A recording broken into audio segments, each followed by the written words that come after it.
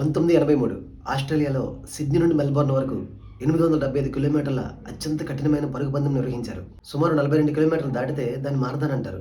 కానీ ఇది 875 కిలోమీటర్లు అంటే అల్ట్రా మారథాన్. ఇది పూర్తి చేయడానికి సుమారు 7 రోజులు పడుతుంది. చాలామంది రేసులో పాల్గొనేందుకు వచ్చారు. అందరూ ఖరీదైన స్పోర్ట్స్ షూస్, స్పోర్ట్స్ బట్టలు వేసుకుని వచ్చారు. వారిలో ఎంతో కాలంగా శిక్షణ తీసుకున్న వాళ్ళు, అపార అనుభవం గల క్రీడాకారులు ఉన్నారు. అప్పుడే ఆ రేసులో పాల్గొనేందుకు ఒక రైతు వచ్చాడు. పొలంలో పనిచేసే సాధారణ ఓవరాల్స్ మరియు గంబూట్లు వేసుకుని వచ్చాడు. ఆయన వయసు ఎంతో తెలుసా? 61 సంవత్సరాలు. పేరు క్లిఫ్ యంగ్.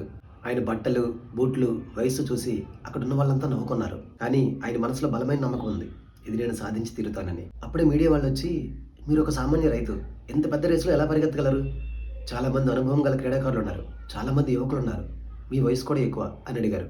అప్పుడు క్లిఫ్ యంగ్, మాకు 2000 గొర్రెలు ఉన్నాయి, మాకు జీపులు, గుర్రాలు లేవు. వర్షం పడేటప్పుడు 2000 ఎకరాల్లో ఆ గొర్రెలు రక్షించడానికి 2-3 రోజుల పాటు పరిగెత్తేవాడిని. ఇది నాకు కష్టతరమేమీ కాదు అని చాలా నమ్మకంగా చెప్పాడు. రేస్ మొదలైంది. ప్రొఫెషనల్ అథ్లెట్స్ అందరూ క్లిఫ్ని వెనక్కి నెట్టి ముందుకు దూసుకుపోయారు. క్లిఫ్ చాలా నెమ్మదిగా వింతగా అడుగులు వేస్తూ పరిగెడుతుంటే అంతా నవ్వుకున్నారు. క్లిఫ్ కాళ్ళను పైకి లేపకుండా భూమికి తగిలినట్లుగా పరిగెత్తేవాడు. ఎక్కువ అలసట వచ్చేది కాదు, కీళ్లు కూడా దెబ్బతినేవి కాదు. మిగతా అథ్లెట్లందరూ రోజుకు 18 గంటలు పరిగెత్తి 6 గంటలు నిద్రపోయేవారు. క్లిఫ్కు అసలు రేసులో పడుకోవాలనే నియమం ఉన్న సంగతి తెలియదు. పగలు రాత్రి తేడా లేకుండా నిరంతరాయంగా పరిగెత్తుతూనే ఉన్నాడు. వారందరూ నిద్రపోతున్న సమయంలో క్లిఫ్ నెమ్మదిగా పరిగెత్తుకుంటూ వాళ్ళందరినీ దాటేసేవాడు. ఇలా 5 రోజుల 15 గంటల 4 నిమిషాల పాటు ఏకదాటిగా పరిగెత్తి గమ్యాన్ని చేరుకున్నాడు. తన తరువాతి స్థానంలో ఉన్న అథ్లెట్ కంటే దాదాపు 10 గంటల ముందే రేసు పూర్తి చేసి సరికొత్త రికార్డు సృష్టించాడు.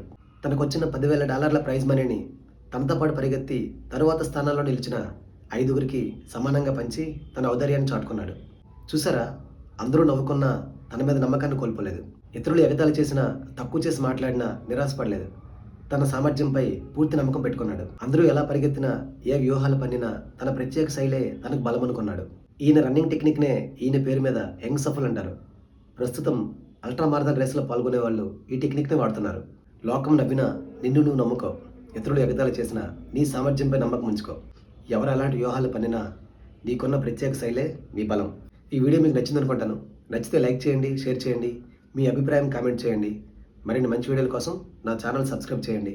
మరో వీడియోలో మళ్ళీ కలుద్దాం.